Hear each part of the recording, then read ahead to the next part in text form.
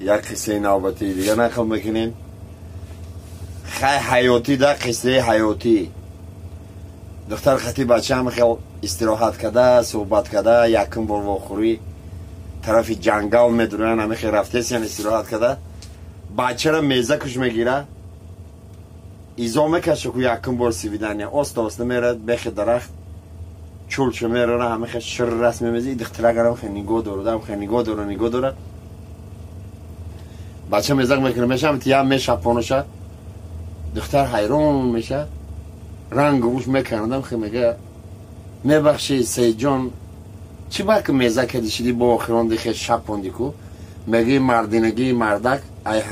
در همه حالات دراز میشه بعدی میزه شب پوندی هم که دراز شدن میگیره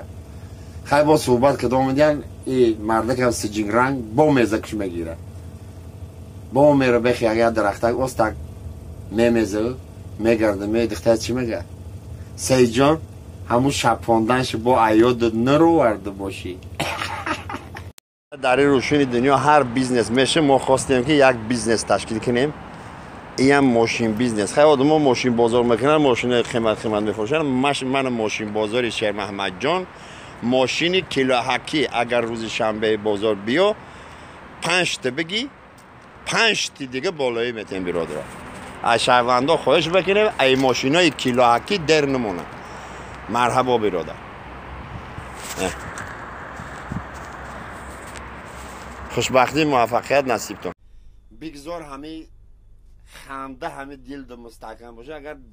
آدم بسیار بخنده دلش مستحکم باشه مطورش در کار میمونه